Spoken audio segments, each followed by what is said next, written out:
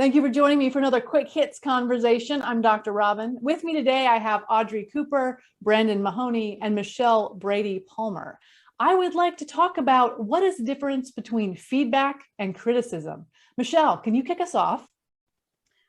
To do that. I love this question because to me, it's a critical question that not only applies to the workforce, but really in any area of your life, in any relationship.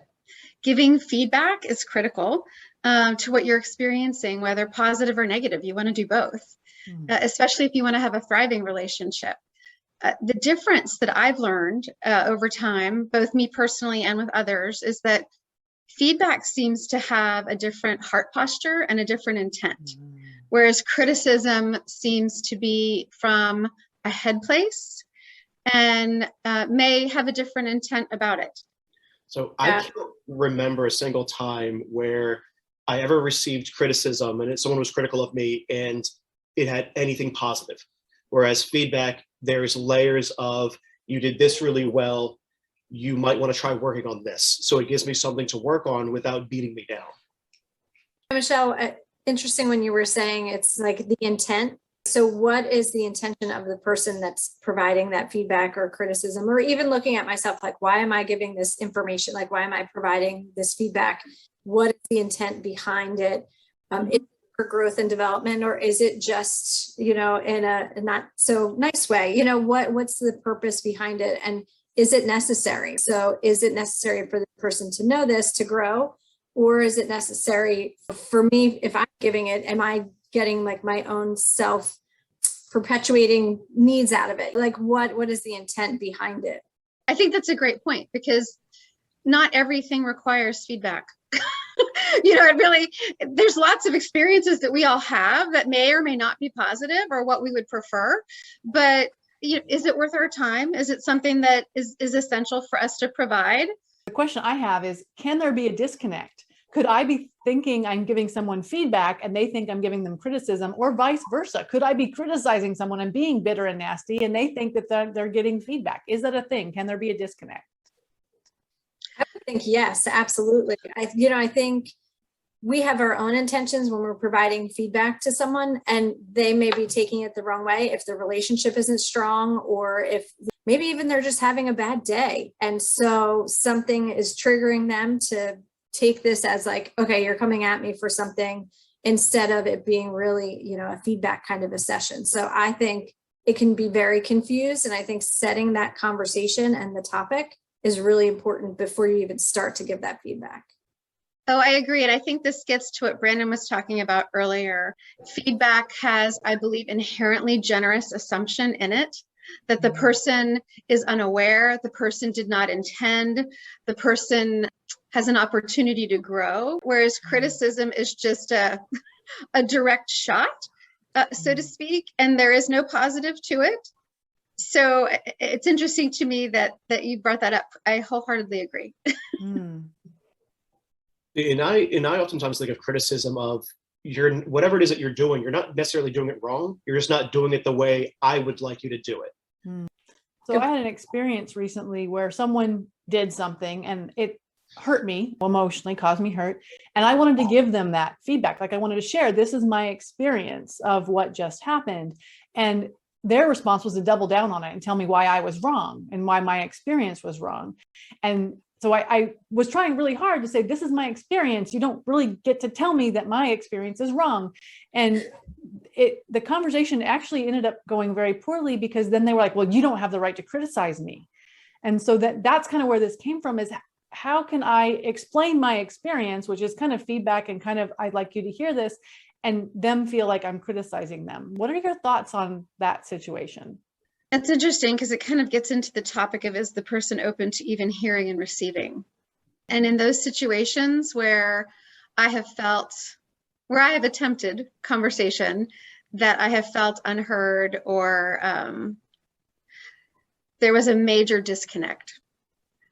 There are times where I've let it go. Just like Michelle says, like, is it worth pushing that? Is it worth, is it causing more angst and anxiety for myself than it's worth, because the person is not going to see a different, direction or a different way of thinking about things, or even open to that feedback. I think if it stemmed from them having already done something that upset you, it could even be in not that I know the relationship at all, but it could even be from a place where they are not necessarily concerned about your feelings, or they're not concerned about somebody else's feelings, and therefore they're not going to be receptive to that conversation at all. Mm-hmm. Yeah. And so for me, the way that it kind of ended was I realized that their hurting me was mine. I needed to own that. And the fact that they didn't care and weren't willing to apologize was not my issue. And that I had gotten to say what I wanted to say. Yeah. Whether they heard that feedback or not, and whether they accepted it as feedback or criticism or whatever other word they wanted to label it with, we didn't need to continue the conversation because we weren't getting anywhere.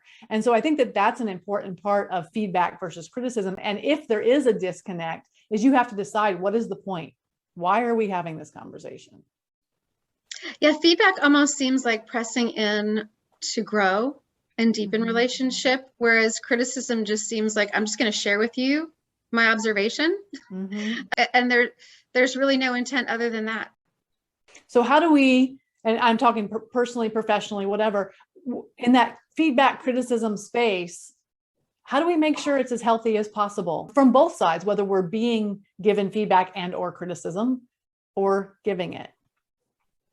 So for me professionally, I have time set up with each member of my team to have those conversations. They know when they enter into the room with me, well, the virtual room, they're going to be receiving feedback. We're going to be having a conversation on their performance. The mindset is already there. It makes it a lot easier if it's something scheduled as opposed to just, I read it. Yeah. In terms of personal relationships, I try to approach it from a standpoint of they didn't intend to do something. They might not know I'm a unique individual. They're a unique individual. So then it comes from hey, I want to understand what you meant by this or what your intentions were. So I don't come across as though I'm attacking, but more so I'm interested in you as an individual and getting to know you. I love two of those points. Well, actually, I liked all of what you said, Brandon, but I think two that are noteworthy is one, these conversations tend to be, I find them to be more successful when the person is not surprised or when I am not surprised. Getting a call out of the blue in any situation where someone has been stewing and upset and I'm over here watching TV, like I'm having a happy day. I have no idea what's happening in your world. Getting blindsided like that does not make for a successful conversation. And then the second element that I love that you said was generous assumption. Like, we don't know. I'd like to assume that your intent wasn't to hurt, to harm, to do something that was a boundary violating. And actually, and then the third piece that you mentioned that I think is critical is seeking understanding. And to your point, Robyn, whether what I say is received or not at that point is okay, because I heard what I needed to hear, and then I shared what I felt was on my heart to share. And then progress there is really up to both individuals' desire to move forward in relationship. Yeah. Right. Brandon, I was just thinking when you were saying with your team and professionally, I think also consistent feedback. So it's not that so many organizations, it's like that yearly review, and then there are no checks. So then all of a sudden, this person might have thought that they were doing a great job because they haven't had any feedback for that entire year. And then all of a sudden they get this list of like, here are things that you need to work on. Here are some things that you're great at, but there's no conversation along the way. So I think the feedback in a professional setting, it needs to have a consistency. And like Michelle said, don't let something stew. So if something occurs, right? So I don't want any of my staff or, my supervisor to come to me and say like, oh, this has been going on for so long. I'm like, well, where's the feedback been? So I think that consistent feedback, and also like we said at the beginning, more that intent behind the conversation. Are you intending for growth and development, or are you intending to bring somebody down? Yeah. Well, thank you for having this conversation with me. It sounds like we're saying that criticism may have a little bit of an ambush aspect to it, where feedback is more scheduled and more like people are aware, and it has a growth aspect to it. So thank you so much for having this conversation with me. I appreciate it very much. And I look forward to the next one.